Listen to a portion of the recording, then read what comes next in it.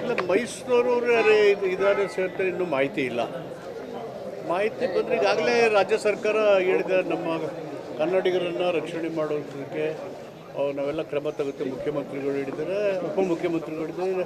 ಎಲ್ಲ ನಮ್ಮ ಡ್ಯೂಟಿ, ಅದು ನಮ್ಮ ಕರ್ತವ್ಯ. ಕೇಂದ್ರ ಮತ್ತು ರಾಜ್ಯ ಸರ್ಕಾರಗಳು ಸಮನ್ವಯದಿಂದ ನಮ್ಮ ದೇಶದ ಜನರನ್ನು, ಕರ್ನಾಟಕದ ಜನರನ್ನು ರಕ್ಷಣೆ ಮಾಡೋದು ನಮ್ಮ ಕರ್ತವ್ಯ. ತಮ್ಮ ಕ್ಷೇತ್ರದ ವ್ಯಾಪ್ತಿದೆ ಇರುವಂಥದ್ದು KCC ಕಾರ್ಖಾನೆ ವಿಚಾರದಲ್ಲಿ ಅಲ್ಲಿ ಒಂದು ಕ್ರೀಡಾಂಗಣ ಸ್ಥಾಪನೆ ಮಾಡ್ತಾ ಇದ್ದೀರಿ, ಇಡೀ ಕಾರ್ಖಾನೆನೇ ಮುಚ್ತೀರಿ ಅನ್ನೋ ರೀತಿಯಲ್ಲಿ ಪ್ರತಿಭಟನೆಗಳು ಶುರುವಾಗ್ಬಿಟ್ಟಿದೆ.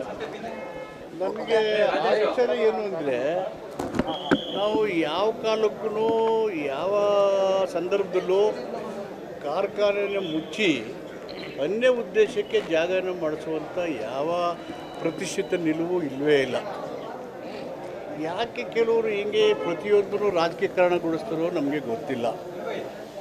ಸಂಬಂಧಪಟ್ಟ ಮಂತ್ರಿ ವೆಂಕಟೇಶ್ ಅವರು ಚರ್ಚೆ ಮಾಡಿದ್ದಾರೆ ಅಲ್ಲಿಯ ಕಾರ್ಮಿಕರ ಜೊತೆಗೆ.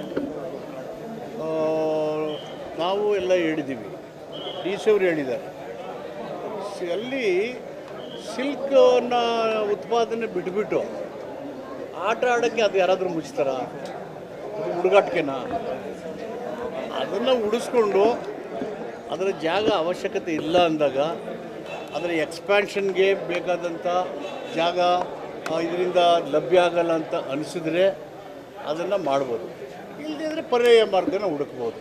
ಯಾವ ಪ್ರತಿಷ್ಠೆನ ಮೇಲೂ ನಿಂತಿಲ್ಲ ಸರ್ಕಾರ. ಅನವಶ್ಯಕವಾಗಿ ಗೊಂದಲನ ರಾಜಕೀಯ ಯಾಕೆ ಮಾಡ್ತಾರೋ ಗೊತ್ತಿಲ್ಲ. ಬಟ್ ಆದ್ರೂ ಅವರು ನಮ್ಮ ಸಿರಿಕಲ್ಚರ್ ಮಂತ್ರಿಯವರು ಇಲ್ಲೇ ಹೇಳಿದ್ದಾರೆ, ಅವನ್ನೆಲ್ಲ ಕರೆದು ಮಾತಾಡಿದ್ದಾರೆ, ಜಿಲ್ಲಾಧಿಕಾರಿಗಳು ಹೇಳಿದ್ದಾರೆ. ನನ್ನನ್ನು ಕಳೆದ ವಾರ ನಾನು ಮತ್ತು ಮುಖ್ಯಮಂತ್ರಿಗಳನ್ನು ಯದುವೀರವರು ಭೇಟಿಯಾಗಿರು ಏರ್ಪೋರ್ಟಲ್ಲಿ. ಅವರು ನಮ್ಮನ್ನು ಭೇಟಿ ಮಾಡಿ ಮನವಿ ಕೊಟ್ಟಿದ್ದಾರೆ. ಇಲ್ಲಿ ಏನು ಪ್ರತಿಷ್ಠೆ ಇಲ್ಲವಲ್ಲ ಸರ್ಕಾರದ್ದು. ಇಲ್ಲರಿ ಆಗಲೇಬೇಕು ಮಾಡಿಬಿಡ್ತೀವಿ ಹೋಗಿ ಅಂತ ಇಲ್ಲವೇ ಇಲ್ಲ. ಸಿರಿಕಲ್ಚರು ನಮ್ಮದು ವಿಶ್ವವಿಖ್ಯಾತ ರೇಷ್ಮೆ. ಟಿಪ್ಪು ಇದ್ದಾಗ ರೇಷ್ಮೆನ ತಂದಿದ್ದು ಭಾರತ ದೇಶಕ್ಕೆ. ಅದನ್ನು ಮೈಸೂರು ಒಡೆಯರವರು ಇದಕ್ಕೆ ಮೈಸೂರು ಸ್ಯಾಂಡ್ಲು, ಮೈಸೂರು ರೇಷ್ಮೆ ಇವನ್ನೆಲ್ಲ ಅಂತಾರಾಷ್ಟ್ರೀಯ ಮಟ್ಟದಲ್ಲಿ ಪ್ರಖ್ಯಾತಿಗೊಳಿಸಿ ಉತ್ಪಾದನೆ ಮಾಡ್ತಾಯಿರೋದು. ಯಾವ ಕಾರಣಕ್ಕೂ ಅದನ್ನು ಮುಚ್ಚಿಸೋದು ಇಲ್ಲ, ಸ್ಥಗಿತಗೊಳಿಸೋದು ಇಲ್ಲ, ಎಕ್ಸ್ಪಾನ್ಷನ್ಗೆ ಬೇಕಾದಂಥ ಅನಾನುಕೂಲ ಸೃಷ್ಟಿ ಮಾಡೋದೂ ಇಲ್ಲ. ಅನವಶ್ಯಕವಾಗಿ ರಾಜಕೀಯ ಮಾಡೋದು, ಗೊಂದಲ ಮಾಡೋದನ್ನು ನಿಲ್ಲಿಸಬೇಕು ಅನವಶ್ಯಕವಾಗಿ. ಅದಕ್ಕೆ ಅಲ್ಲಿ ಸ್ಥಗಿತ ಆದಾಗ ಸಿರಿಕಲ್ಚರ್ ಉತ್ಪಾದನೆ ರೇಷ್ಮೆ ಕಡಿಮೆ ಆದಾಗ ಕಾಲಕ್ಕೆ ಹಣ ಕೊಡ್ತಿದ್ರು ಸಿದ್ದರಾಮಯ್ಯ ಸರ್ಕಾರ. ಮಾತಾಡೋರು ಯಾರು ಬಂದು ಹೆಣ್ಣು ಕೊಟ್ಟಕ್ಕೆ ಹೋಗಿಲ್ಲ. ಸುಮ್ಮನೆ ಯಾಕೆ ರಾಜಕೀಯ ಮಾಡ್ತಾರೆ ಡೆವಲಪ್ಮೆಂಟಲ್ಲಿ? ನನಗೆ ಸಿರಿಕಲ್ಚರ್ ಕಾರ್ಯದರ್ಶಿ ಗಿರೀಶ್ ಅವರು, KSIC MD ಅವರೆಲ್ಲ ಸೀನಿಯರ್ಸ್ ಆಫೀಸರೆಲ್ಲ ಒಂದು 2-3 ದಿನದಿಂದ ನಮ್ಮ ಮನೆಯಲ್ಲಿ ನನ್ನ ಭೇಟಿ ಮಾಡಿದರು. ಗುರುವಾರ ಕ್ಯಾಬಿನೆಟಲ್ಲಿ ಅವತ್ತು ದಿನ ಮಧ್ಯಾಹ್ನ ಒಂದು ಭೇಟಿಯಾಗಿದೆ. ನನಗೆಲ್ಲ ಅವರು ಡೀಟೇಲಾಗಿ ಹೇಳಿದ್ದಾರೆ. ಒಟ್ಟು 14 ಎಕರೆ ಜಮೀನಿದೆ. ಅದರಲ್ಲಿ 3.5 ಎಕರೆ ಅದು ಸಿರಿಕಲ್ಚರ್ ಮಾರ್ಕೆಟ್ಗೆ ಅಂತ ಹೇಳ್ತಾರೆ. ಸಿರಿಕಲ್ಚರ್ ಮಾರ್ಕೆಟಲ್ಲಿ ನಡೆಯೋದಿಲ್ಲ, ಅದಕ್ಕೆ ಸುಮ್ಮನೆ ರಿಸರ್ವ್ ಇಟ್ಟಿದ್ದಾರೆ. ಅವ್ರು ಬಂದಿರೋದು ಇನ್ನು 1.5 ಎಕರೆ ಕೊಡಿ ಸರ್, 1 ಎಕರೆ ಸಾಕು ನಮಗೆ ಅಂತ ಹೇಳಿದ್ದಾರೆ. ಇಷ್ಟೆಲ್ಲರ ನಡುವೆನೂ ಗಾಬರಿ ಆಗಬೇಕಾದ ಅಗತ್ಯ ಇಲ್ಲ. ನಾನು ಜಿಲ್ಲಾಧಿಕಾರಿಗಳಿಗೆ ಸೂಚನೆ ಕೊಟ್ಟಿದ್ದೇನೆ. ಸ್ಪೋರ್ಟ್ಸ್ ಕಮಿಷನರ್, ಸಿರಿಕಲ್ಚರ್ ಆಫೀಸರ್ಸು ಎಲ್ಲರನ್ನೂ ಕರೆದು ಮೀಟಿಂಗ್ ಮಾಡಿ ಸ್ಥಳಕ್ಕೆ ಪರಿಶೀಲನೆ ಮಾಡಿ, ಒಂದು ಸಣ್ಣ ಕೂದಲಷ್ಟು ಈ ಒಂದು ತೀರ್ಮಾನದಿಂದ ಅನಾನುಕೂಲ ಆದರೆ ಅದನ್ನು ಹುಟ್ಟಕ್ಕೆ ಹೋಗಬೇಡಿ. ನೀವು ಸ್ಥಳ ಪರಿಶೀಲನೆ ಮಾಡಿ, ಎಲ್ಲರೂ ಒಂದು ಮೀಟಿಂಗ್ ಮಾಡಿ. ನಮ್ಮ ಆದ್ಯತೆ ಅಲ್ಲಿ ಸಿಲ್ಕ್ ವಿಲೇಜರು ಉತ್ಪಾದನೆ ಆಗಬೇಕು. ಆ ಸಿಲ್ಕಿನ ಉತ್ಪಾದನೆಗೆ ಯಾವುದೇ ತೊಂದರೆ ಆಗಬಾರ್ದು. ಅಲ್ಲಿ ಕಾರ್ಮಿಕರಿಗೆ ಯಾರೂ ಅನಾನುಕೂಲ ಆಗಬೇಕು. ಆ ರೀತಿಯಲ್ಲಿ ಹೋಗಿದ್ರು ಸ್ಪೋರ್ಟ್ಸ್ ಕಮಿಷನ್ನ ಸಿಲ್ಕ್ ಅವರೆಲ್ಲ ಕರೆದಿದ್ದಾರೆ.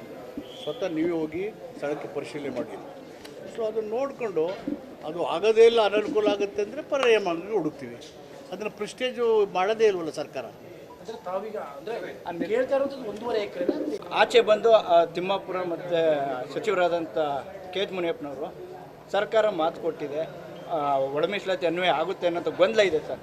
ತಾವು ಅದರ ಬಗ್ಗೆ ನಾನು ಏನು ಹೇಳೋದಿಲ್ಲ. ಅದನ್ನು ಜನರು ಅವ್ರಿಗೆ ಇಷ್ಟಕ್ಕೆ ಹೇಗೆ ಬೇಕು ಆಗಾಗ ಮಾತಾಡ್ತಾ ಇದ್ದಾರೆ. ಸರಿಯಾದ ಮಾಹಿತಿನೂ ಇಲ್ಲ ಯಾರಿಗೂ. ಯಾರ್ಯಾರಿಗೆ ಹೆಂಗೆ ಬೇಕು ಏನೇನಂತದ ಮನಸ್ಸಲ್ಲಿ ಹಂಗೆ ಹೋಗ್ತಾ ಇದ್ದಾರೆ ಜನ. ಅವ್ರಿಗೆ ಸಂತೋಷ ಆಗೋದು ಏನು ಬೇಕು ಮಾತಾಡ್ಕೊಂಡಿದ್ದಾರೆ. ಅಂತಿಮವಾಗಿ ಸಂವಿಧಾನ ಏನು ಹೇಳಿದೆ, ಕಾನೂನು ಏನಿದೆ, ಅದರ ಪ್ರಕಾರ ಸರ್ಕಾರ ಹೇಳಿದೆ. ಈಗಿನ ತೀರ್ಮಾನ ಕೂಡ ಕಾನೂನಿನ ತೀರ್ಮಾನಕ್ಕೆ ಅನುಗುಣವಾಗಿ ಸಚಿವ ಸಂಪುಟ ತೆಗೆದುಕೊಂಡಂಥ ತೀರ್ಮಾನ.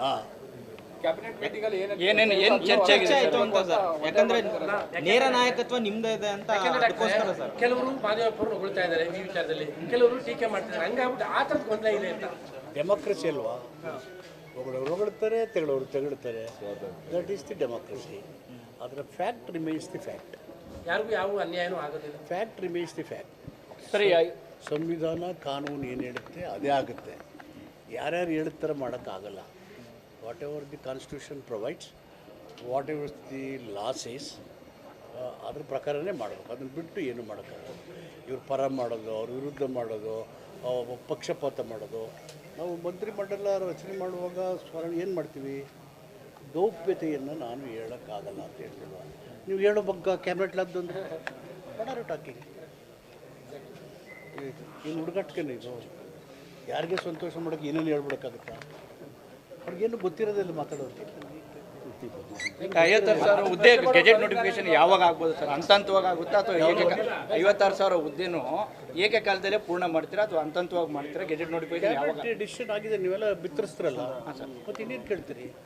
ಆಲ್ರೆಡಿ ಬಿತ್ತರಿಸ್ಬಿಟ್ಟಿದ್ದೀರಿ. ಥ್ಯಾಂಕ್ ಯು ಅಂತ ಹೇಳ್ತಾರೆ. ಸಾಕಾಗುತ್ತದೆ ಅಷ್ಟಾದ್ರು ಸಾಕು ಅಂತ ನನಗೆ ಎಕ್ಸ್ಪ್ಲೈನ್ ಮಾಡೋದು. ಬಟ್ ಸ್ಟಿಲ್ ನಮ್ಮ ಇಂಪಾರ್ಟೆಂಟ್ ಸರ್ಕಾರದ್ದು ಸಿಲ್ಕ್ ವಿಲೇಜರ್ ಕೆಲಸ ಮಾಡೋದು.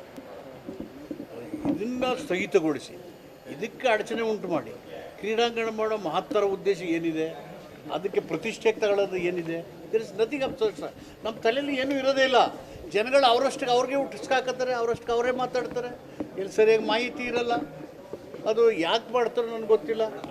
ಅವರು ಮಾಡೋದೂ ಇಲ್ಲ, ಸುಮ್ಮನೆನೂ ಇರೋದಿಲ್ಲ. ಈಗ ಜನಕ್ಕಿಂತ ಹೆಚ್ಚಾಗಿ ಬಿಜೆಪಿಯವರು, ಅದರಲ್ಲೂ ವಿರೋಧ ಪಕ್ಷ ನಾಯಕರು ಬಂದಿದ್ರು, ಸಂಸದರು, ಮಾಜಿ ಸಂಸದರು ಎಲ್ಲರೂ ಹೋರಾಟ ಮಾಡ್ತಾ ಇದ್ದಾರೆ. ಅಂದರೆ ಇದು ಪೊಲಿಟಿಸೈಸ್ ಆಗಿದೆಯಾ?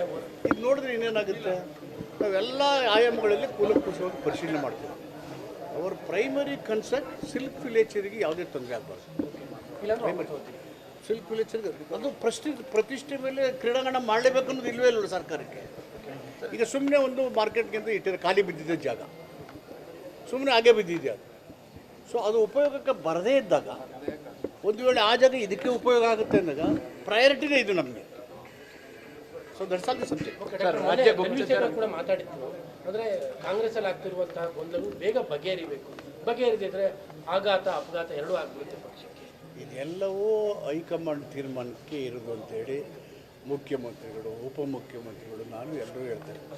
So that is a closed matter. High command ಏನು ತೀರ್ಮಾನ ಮಾಡೋದು ಅಂತಿಮ. ಅಲ್ಲ, ಗೊಂದಲ ಇದೆಯಾ? ಅದೆಲ್ಲವೂ ಅದೇ ತೀರ್ಮಾನ ಮಾಡೋದು.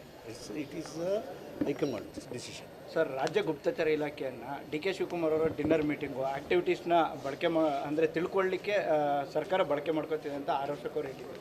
ನಮಗೇನು ಗೊತ್ತಿಲ್ಲ, ನಿಮ್ಗೆ ಗೊತ್ತಿರೋ ಅವ್ರಿಗೆ ಹೇಳಿ. ಡಿ.ಕೆ. ಶಿವಕುಮಾರ್ ಅವರು ಹೇಳಿದ್ದಾರೆ. ಡಿ.ಕೆ. ಶಿವಕುಮಾರ್ ಕೂಡ ನಿಮ್ಮ ಒಂದು ಹೇಳಿಕೆಗೆ ನಿಮ್ಮನ್ನು ಹೈಕಮಾಂಡ್ ಅಂತ ಹೇಳಿದರು. ಅದಕ್ಕೆ ನಾನು ಯಾವುದಕ್ಕೂ ರಿಯಾಕ್ಟ್ ಮಾಡಲ್ಲ. ನಾನು ಯಾರ ಕುರಿತು ವೈಯಕ್ತಿಕ ನನ್ನ ಸಾರ್ವಜನಿಕ ಜೀವನದಲ್ಲೇ ನನ್ನೇ ಹೇಗೆ ಈಯಾಳು ಕ್ರಿಟಿಸೈಸ್ ಮಾಡಿದ್ರು ವಾಪಸ್ ಮಾತಾಡಿದವನು ನಾನು. I speak on ideology, I stand on principles. Sir, ಒಳ ಮೀಸಲಾತಿ ವಿಚಾರದಲ್ಲಿ ಹಿಂದಿನ ಪ್ರಕಾರನೇ ಮಾಡ್ತೀವಿ ಅಂತ